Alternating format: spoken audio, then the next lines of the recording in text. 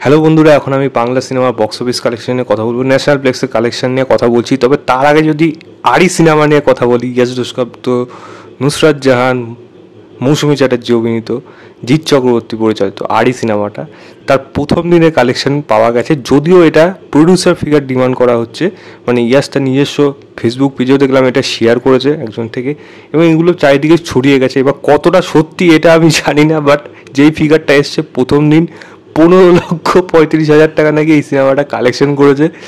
আমি জানি না, হয়তো এটা অবশ্যই মাল্টিপ্লেক্স সিঙ্গেল স্ক্রিন সব মিলিয়ে, কিন্তু এই ফিগারটা অ্যাচিভ করা খুব একটা কিন্তু সহজ না। জানি না এটা কীভাবে সম্ভব, বাট মৌসুমী চ্যাটার্জি যে বড় একটা ফ্যান আছে সেটা কিন্তু সিনেমা হলে গেলেই বোঝা যায়। মানে বয়স্ক অডিয়েন্স যে তারা দেখতে যাবে মৌসুমী চ্যাটার্জির জন্য, এটা পরিষ্কার।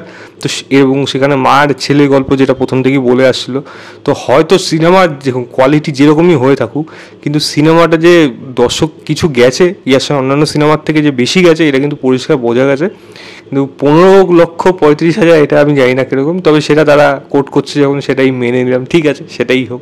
যাই হোক, এবার যদি আমি বক্স অফিস কালেকশন মানে মাল্টিপ্লেক্স কালেকশনের কথা বলি, মানে সিনেপলিস, পিভিআর, আইনক্স, তো কিল বিল সোসাইটি এই সিনেমাটা দ্বিতীয় সপ্তাহে প্রায় 24 লক্ষ টাকার মতো কামিয়েছে মাল্টিপ্লেক্স চেন থেকে, যার মধ্যে ওয়েস্ট বেঙ্গল থেকে 20 লক্ষ এবং ন্যাশনালি 4 লক্ষ, এবং টোটাল গিয়ে 88 লক্ষ টাকা এই সিনেমাটা মাল্টিপ্লেক্স চেন থেকে কামাতে পেরেছে। 2 সপ্তাহ মিলিয়ে প্রডিউসার ফিগার আগেই জানিয়ে দিয়েছিল যে তারা 2 কোটি পার করে গেছে। মানে এটা পরিষ্কার যে মানে সিঙ্গেল স্ক্রিন সমস্ত কিছু মিলে তারা অনেকটা এগিয়ে গেছে, কিন্তু মাল্টিপ্লেক্সে সিনেমাটা 88 লক্ষ টাকা 2 সপ্তাহ মিলে কামিয়েছে। পুরাতন সিনেমাটা যেটি মানে সুমন ঘোষ সিনেমা, যেখানে আমরা শর্মিলা ঠাকুরকে দেখতে পেয়েছি, এই সিনেমাটা দ্বিতীয় সপ্তাহ প্রায় 24 লক্ষ টাকার মতো কামিয়েছে। এই সিনেমাটা 17 লক্ষ টাকা মানে ওয়েস্ট বেঙ্গল থেকে, আর 7 লক্ষ টাকা ন্যাশনালি, এবং 2 সপ্তাহ মিলে প্রায় 53 লক্ষ টাকা এই সিনেমাটা কামিয়েছে। এই সাথে এই সিনেমাটা যে বক্স অফিসে হিট হচ্ছে এটা কিন্তু পরিষ্কার, কারণ এই সব সিনেমা কিন্তু খুব একটা যে বড় বাজেটের সিনেমা হয় তা না, খুবই কম বাজেটের সিনেমা বানানো, এবং সেখানে প্রডিউসার ফিগার প্লাস অডিয়েন্সের রিসেপশনও বলে দিচ্ছে যে এই সিনেমাটা কিন্তু হিট টার্গেট কিন্তু পেতেই চলেছে। 2 সপ্তাহ মিলে 53 লক্ষ টাকা এই সিনেমাটা কামাতে পেরেছে।